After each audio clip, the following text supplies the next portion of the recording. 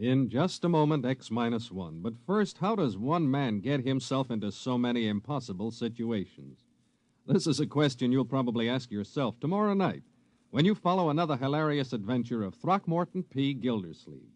Yes, Gildy's eye for the ladies and his impulsive temperament managed to entangle him in a web of riotous circumstances. Join the romantic water commissioner, his neighbors, Judge Hooker, Mr. Peavy, and all the loyal Gildersleeve household as they romp through another episode of The Great Gildersleeve tomorrow night. And now stay tuned for X minus one on NBC. Countdown for blast off. X minus 5, 4, 3, 2, X minus 1, fire.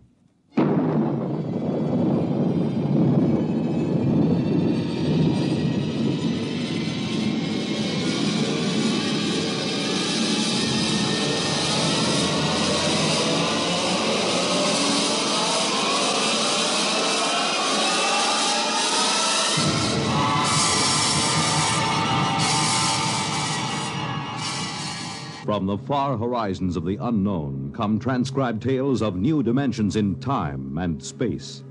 These are stories of the future, adventures in which you'll live in a million, could be years, on 1,000 maybe worlds. The National Broadcasting Company, in cooperation with Galaxy Science Fiction Magazine, presents X minus one.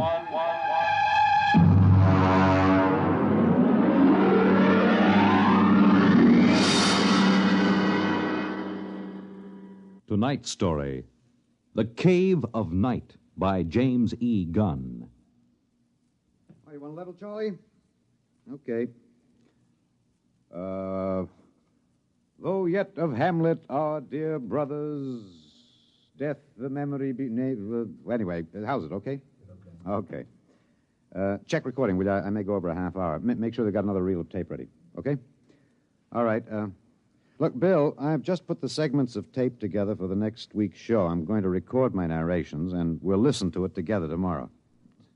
I know this is unusual, but you're the producer, and I don't want you out on a limb that may be sawed off behind us.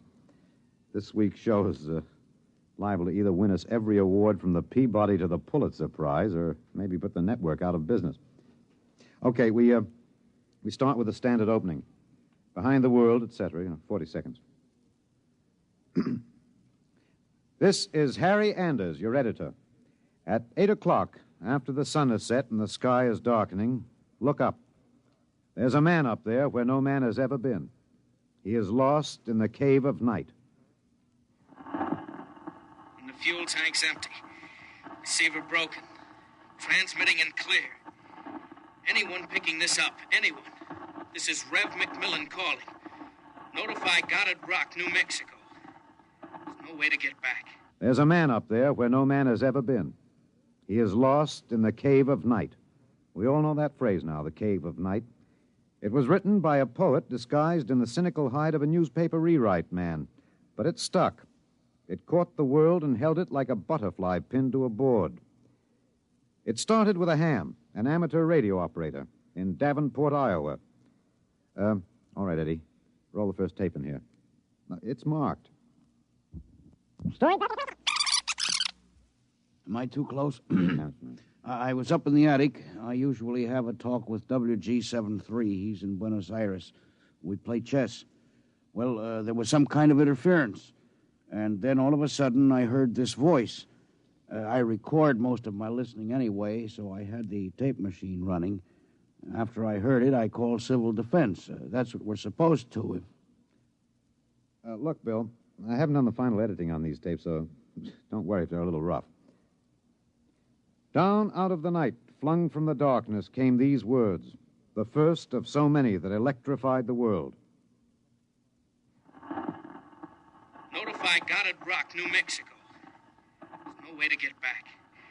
No way to get back. I'm stuck up here. No way to get down. What does it take to catch the pity of the world? A man wedged underground in Kentucky. A little girl in the bottom of a well. Somebody alive, waiting for rescue, with the days of his life numbered. Somebody, somewhere, waiting. for us to get him out. The story broke in this morning's papers. Orbiting 1,000 miles above our heads was a man, an officer of the United States Air Force in a fuelless spaceship. We're recording at the desk of Mike Bayless, senior night editor of the Continental Press National Wire. Hey, you always get a reaction like this. I remember the Floyd Collins story in the 20s. Fellow trapped in that cave in Kentucky, remember? Oh, sure. And the whole country hanging on to see if he could get out. Then there was that little girl stuck in the well. Kathy Fiskus? Yeah. We pulled all those stories out and put them on the wire for background. But this hit bigger. We got the first lead from an Air Force handout in New Mexico. They just said an experimental rocket failed to return to base.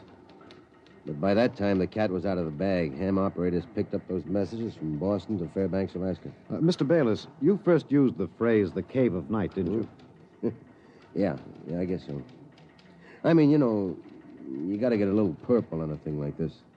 People eat it up. You can't spread it on too thick. Anyway, I was lost in a cave once when I was a kid in upstate New York. I waited around for a couple of hours in the dark until they came for me. It kind of reminded me of that. It reminded the world of terrors at night, of struggling awake through nightmares. The fears of loneliness, darkness, falling, suffocation, thirst. It reminded me of Rev McMillan. And perhaps I have an advantage over all the other reporters for newspapers and radio and television because I knew Rev McMillan. I knew him in college and in the Air Force. I knew that he was testing rocket-powered craft at Goddard, but I didn't know they were so close to space. No one knew, till those messages of desperation crackled down through the atmosphere. I remembered Rev when I saw those headlines that morning. Straight black hair, Clark Gable ears, a reckless grin. He ate well, reveled in expert jazz and Mozart opera, and he talked incessantly. His southern speech was no drawl. There was too much to say. And now he was alone, and soon all that might be extinguished. The men from the radio newsrooms rushed to Goddard Rocket Base armed with miniature tape recorders. Gentlemen, I'm Colonel Arthur J. Hannigan, Information Officer for Goddard Rocket Base. And I'm authorized to issue the following statement. First Lieutenant Reverty L. McMillan, United States Air Force pilot, Experimental Rocket Division, took off from Goddard Base at 22:34 Rocky Mountain time. His craft, the XR-37 Mark II, a hydrazine nitric three-stage rocket. I'm sorry I can't describe it, boys. Classified. Well, in order to maintain orbit, the motors were pulsed for 1 second every 15 seconds elapsed time. After 3 minutes, the exhaust was seen by ground spectroscope observation to flare for half a minute. His fuel supply is exhausted.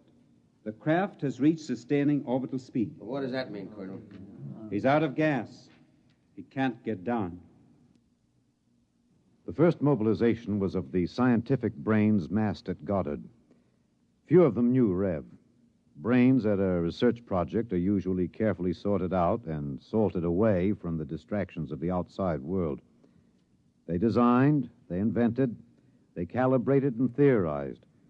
But they didn't know the short, stocky man with a lopsided grin who rode the fruit of their labor up and out, and now circled the world of his birth, with time ticking out. I covered the hearings in Washington for the network newsroom. I flew down from New York, and the stewardess came out every few minutes to tell the passengers the latest news. She called him Rev, although she never knew him, and once I thought I saw a tear. The hearing was before the subcommittee of the Senate Committee on Military Affairs. Presiding, Senator Allen J. Haggister of Kentucky. All right, General Finch.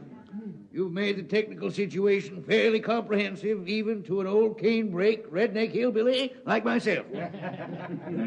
I have tried to make the gravity of the situation apparent, sir. It appears to me, General, that the sacred life of a human being created in the image of his maker is in danger. It's no light thing to be thrown away like some guinea pig.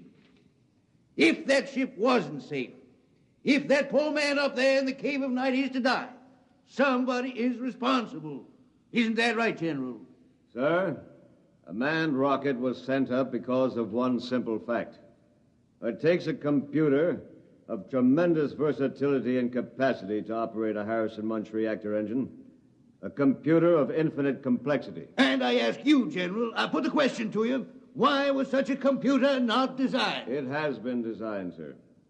It was designed 500,000 years ago. There is only one mechanism competent to handle those controls, sir. That is the human brain. All right. I turn now to my second question, General, and I ask it not only for myself and my colleagues on this committee, but for 170 million Americans listening on the radio, watching on television. With that man up there living out his last days, why was it not possible to send a ship up after him? Why was there no second ship built? For one reason, Senator, money. The appropriation for rocket research fell short by 12% of the amount needed even to build one vessel. Oh, frankly, gentlemen, the deficiency was made up by cutting corners and diverting funds from other projects. That is not the point, General. There's a man up there who's going to die. With the limited funds you gave us, we've done what we set out to do. We've demonstrated that space flight is possible, that a space platform is feasible. If there is any inefficiency, if there is any blame for what has happened, it lies at the door of those who lack the confidence and the courage and ability of their countrymen to fight free of Earth to their greatest glory. Senator, how did you vote on that?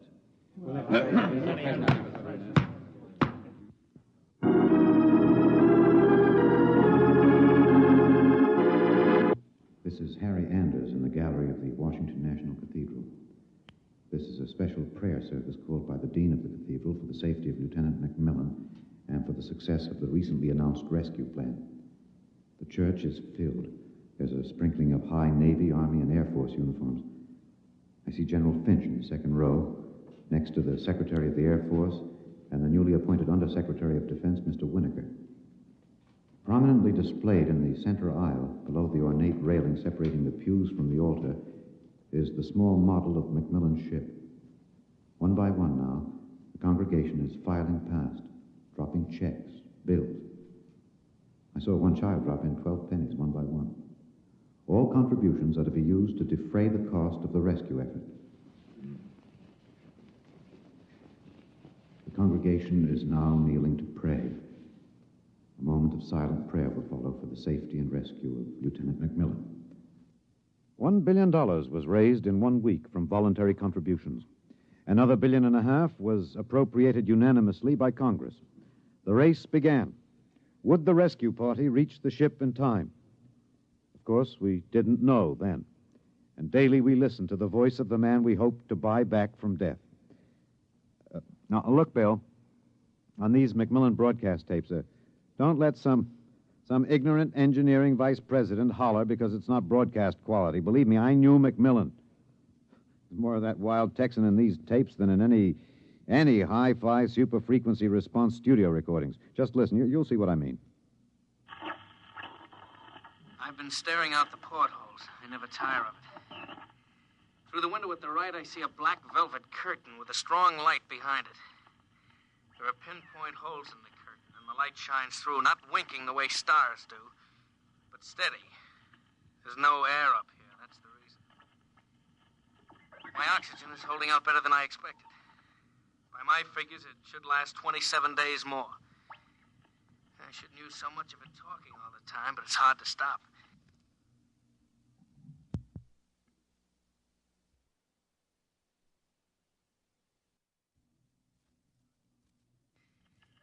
Talking, I feel as if I was still in touch with the Earth.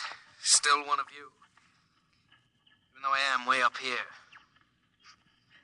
Too bad the receiver is broken, but if it had to be one or the other, I'm glad it was the transmitter that came through all right. There's only one of me. There are billions of you to talk to. You can't see me now. You'll have to wait hours for the dawn. I'll have mine in a few minutes. That's the way he talked. And as we listened to the lonely voice from the night, the engineers, the scientists, the construction men worked round the clock. General Finch presented the problem in the pool interview. I asked the questions for the combined networks that afternoon. Most of you heard the complete broadcast live as he briefed the world with the clipped, laconic delivery of a soldier. There are two basic problems. We've recovered the first and second stages of the rocket. We've only to construct the third stage. The second problem is more difficult. The pilot. Lieutenant McMillan was the only man physically and psychologically qualified. We discovered that in our first program. His training and orientation took 18 months. We have now to duplicate this in 27 days. You think it's possible, General? I don't know. That's all, Mr. Anders. Stevenson, get me some coffee, will you? Black and some kind of sandwich, no butter, no mayonnaise. And then the voice from the cave asked a question and expected no answer. Do you hear me down there? Sometimes I wonder. I wish there was some way I could be sure you were hearing me. Just that one thing might keep me from going crazy. I was there the night we answered that question. I was there in a helicopter over Kansas City. This is Harry Anders speaking to you from a helicopter over Kansas City. There are 15 seconds till midnight. The plan was developed by General Finch. At precisely midnight, every light in the city will be out and then flashed on in 2-second intervals. This will be the exact moment that McMillan's ship is calculated to pass overhead. It's almost time now. 5, 4, 3, 2, 1. There they go. Off. On. Off. On. Off. On. I see it. I see it. Kansas City winking at me. Oh, yes, I can see it. Thanks. Thanks. You're listening. I know that now. I'm not alone. I'll never forget. I'm waiting for you. We're recording in the press gallery of the Goddard Rocket Base main construction hangar. The vast third stage component stands before us, men swarming up and down the gantry cranes. The Mark III is being built to carry 5 men instead of 1. The pilot selection has been kept a top secret to avoid unnecessary strain on the men selected. The latest progress report gives a possible margin of 6 hours between the launching of the rescue ship and the estimated exhaustion supply of oxygen to Lieutenant McMillan. The shift is changing now. The expert construction workers recruited from across the country by the combined efforts of the Air Force Personnel Service, the Atomic Energy Commission, and the International United Electrical Workers and United Auto Workers of the AFL-CIO. The margin is 6 hours. 6 hours between life and death for Lieutenant Reverdy L. McMillan. An hour ago, I saw the sun rise over Russia. Looks like any other land from here. The green where it should be green. Farther north, a sort of mud color. And then white where the snow is still deep.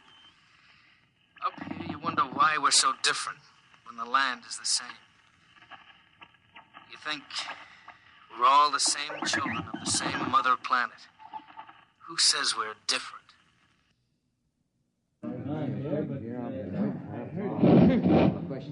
Can you hear me in the back? Hey, stand a little close. Well, how about this? That's better. All right, gentlemen, I have exactly 5 minutes for the press conference. Therefore, I'm not going to answer any questions. Progress report is as follows. As a safety factor, we're constructing 2 complete 3-stage rockets and 6 additional 3rd-stage components. The telemetered reports from McMillan's ship have added important additional information, and the first of the rescue vessels should be ready to be launched at the estimated time, weather permitting. Now, don't ask a question. Within certain limitations of air turbulence, the rocket will be ready to lift in time to save Lieutenant McMillan. 21 days. The air is bad tonight. Can't seem to get a full breath. It seems to stick in the lungs. It doesn't matter, though. But I wish you could see what I've seen. The vast spreading universe around Earth like a bride in a soft veil. You'd know then that we belong out here. Come out, mankind. Come out and see what I have seen.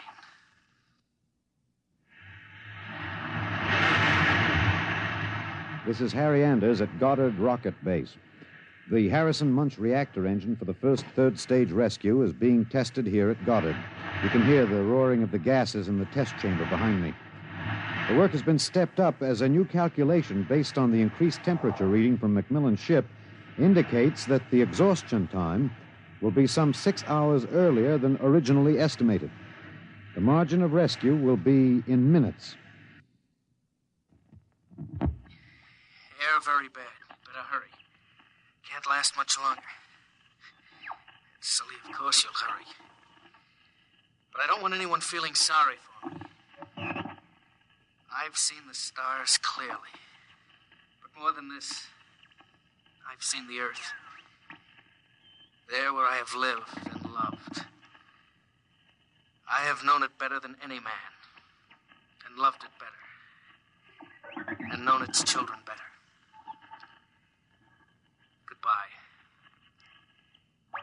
I have a better tomb than the greatest conqueror Earth ever bore. Do not disturb.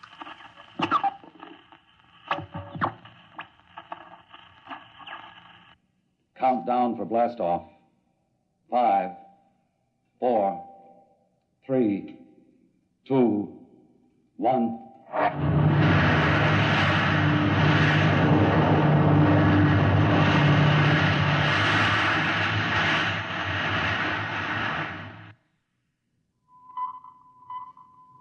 Anders, tape 323. We're in the press operation room of Goddard Field. The rescue rocket has been aloft 53 minutes plus. Its calculated time of arrival is 54 minutes. You will hear the voice of General Beauregard Finch on a direct pickup from the rescue vessel, which has been named unofficially the Lifesaver. Silent crowds have collected at the outer perimeter of the rocket base, as if by their presence they might help it. Quiet, quiet. The next voice you hear will be General Finch aloft in the rescue ship. The voice quality may not be good. He's speaking over a throat mic in his pressure suit. Mark 3 to base. This is Finch. Going to secure that cable. We have just secured to the airlock of McMillan's ship. I'm now entering the lock. The inner door is closed. I have closed the outer door. The inner door is cycling. Now it is open. Bring in those oxy bottles, will you? The bulkhead to the control room is open.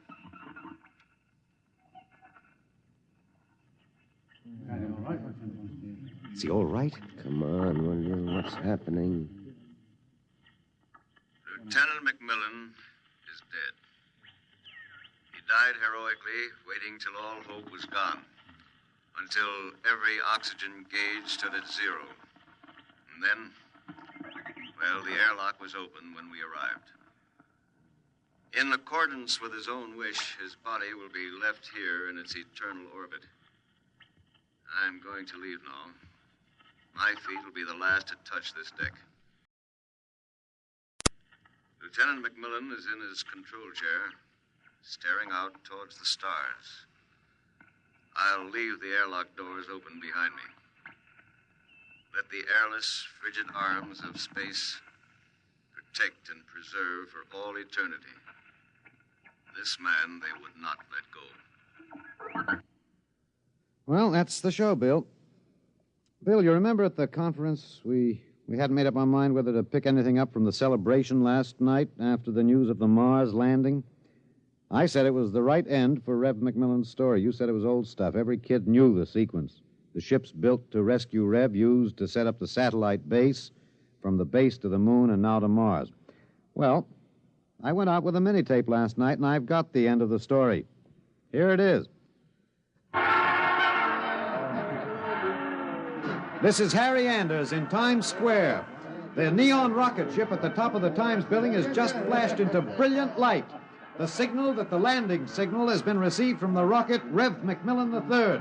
Man has landed on Mars. And a holiday crowd here in Times Square is celebrating like 1,000 New Years rolled into one. I'm being tossed and pushed and clapped on the back all at once.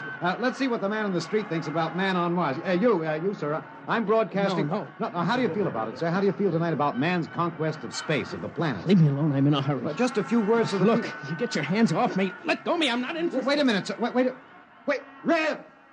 Rev, come back here. Rev! You think I could listen to that voice over and over in a tape editing room and not know every vowel, every consonant? I'm telling you, Bill, I saw him. Rev McMillan. The black hair was gray and those Clark Gable ears were pinned back, but that's a simple operation. I played that piece of tape over and over. It was Rev, I know it. He isn't up there. He's alive. We've got it, Bill. We've got it on our show. We'll break it. Rev McMillan is alive. I haven't written it yet, but we finish it off with this, with a question. Why did they announce he was dead? I'm in the tape editing room now. I've got the reel ready to record the answer. Excuse me, Mr. Anders. I'm... Hey, just a minute. I'm recording. You better see the page outside Mr. of the... Anders, I'd like to talk to you for a moment, if I may. I have a letter of authorization... Just a minute. I'll be through in a minute. Look, Bill, I've got the answer now. Last night, they landed on Mars. But that first ship, the one that circles up there now, there isn't anybody on it. There never was, except a 30 days recording and a transmitter. That's all. He was never up there. They didn't have the money for a manned rocket. They wanted a crash program all out, so they sent a decoy up. And we all broke our hearts to rescue the man who wasn't there. Oh, he must be laughing, General Finch and the rest of them, the ones that knew. I guess they had a problem. What to do with Rev? I wonder if he slipped away from whatever guards they have around him to see the celebration. He looked a little sad. I think sometimes he must wish he was really up there in the cave of night, seated in the icy control room, 1,075 miles above the Earth, staring out at the stars. Mr. Anders, I must insist... What? Bill. Looks as if I won't have to worry about editing this tape. My friends are from Washington. I'd like to call your attention to the last paragraph. What? Oh, no. It's very simple. You won't have to burn it. It's easy to destroy recording tape. I throw this switch. When the tape goes through the erasing head, it's gone forever. Oh, too bad. Would have made one fine show. Okay. So long, Rev.